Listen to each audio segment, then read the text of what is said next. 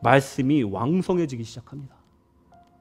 놀라운 말씀의 비밀이 계속해서 뿜어져 나오기 시작한 거예요. 그 말씀을 듣는 성도들은 은혜 받고 감화 감동 받아서 성령에 충만하여지니까 사역으로 나아갈 때 그들을 한 명 한 명 변화시키는 복음의 증인들이 되더라는 거예요. 그러니까 그 믿음이 그 제자들이 수가 더 심히 많아졌다라고 그래요. 6, 7절에 보시면 하나님 말씀이 점점 왕성하여 예루살렘에 있는 제자의 수가 더 심히 많아지고 허다한 제사장의 무리들도 이 도에 복종하니라. 아멘. 진짜 중요한 구절이 하나 나옵니다. 말씀이 왕성해졌어요. 그래도 감화받은 성도들이 또 전도하고 구제하니 제자의 수가 더 심히 많아졌어요.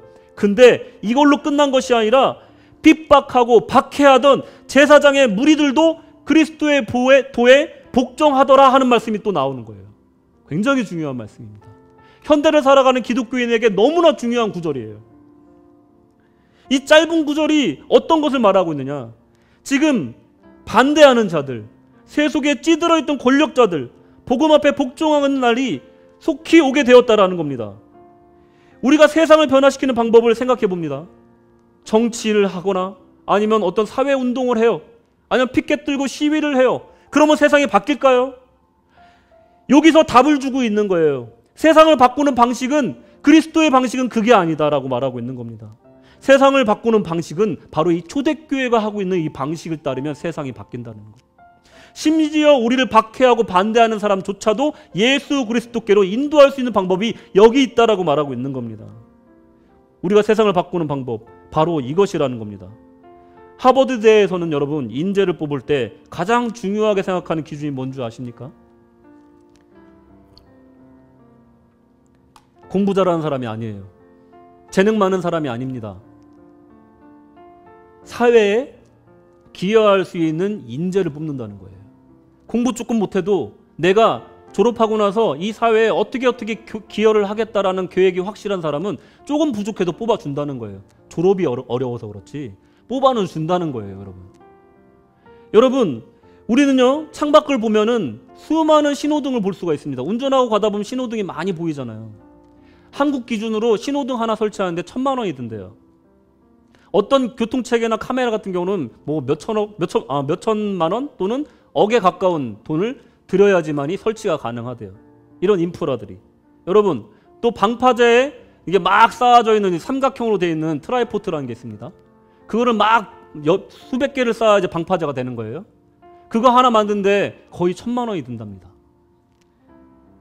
어떤 사람들은 내가 세금 내고 또 내가 사회에 공헌했고 난 군대까지 갔다 왔으니 사회에 기여할 것이 없다 할 만큼 했다라고 생각할지 모르겠지만 우리가 사회에서 누리고 있는 혜택들은요 우리가 내는 세금에 턱없이 부족합니다.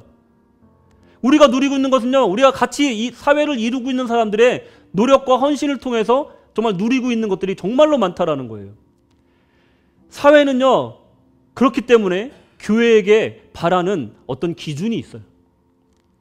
사회가 교회에게 주는 혜택이 너무나 많기 때문에 교회가 사회에게 기여해야 될 것이 어느 정도 기대하는 바가 있더라는 겁니다.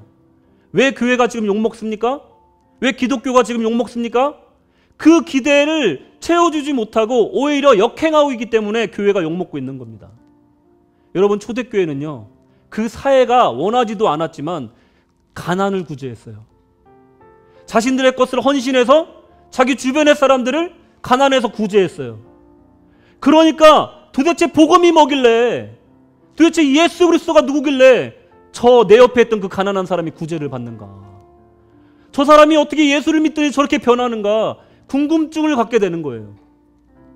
그렇게 철옹성같이 딱딱하고 정말 강력해 보이던 여리고성 같던 그 편견과 세상의 손가락질과 핍박이 이 조그만 선한 행실들을 통해서 조금씩 금이 가고 있더라는 겁니다.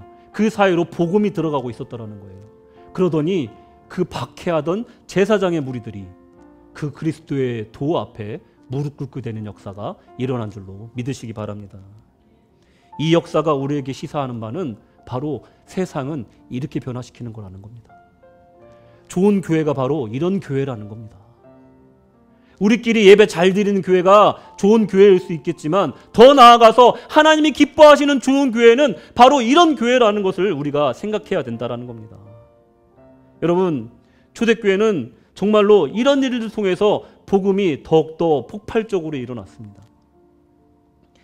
이것은 단지 어떤 국률사역의 문제가 아니고 단지 자선사업의 문제가 아니라는 거예요. 이것을 통해서 영혼 하나하나를 변화시켜 나가는 하나님의 능력을 나타내는 방식이었다는 겁니다. 교회야말로 초대교회의 성령이 충만한, 지혜가 충만한 이 일곱 집사가 일어나야 될 때입니다. 여러분들이 바로 그 일곱 집사가 되어야 됩니다. 오늘 능력과 지혜가 부족하다면 성령님께 충만함을 달라고 기도하시기 바랍니다.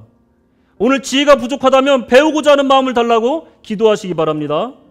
나의 부르심이 무엇인지 여러분 성찰해 보시고 내가 이 교회를 위하여 하나님의 나라를 위하여서 어떤 것을 봉사해야 될지 생각해 보시고 주님 안에서 헌신하시고 또 그 헌신이 충만하고 복이 넘쳐나는 그런 신앙생활을 하시기를 주님의 이름으로 축원합니다.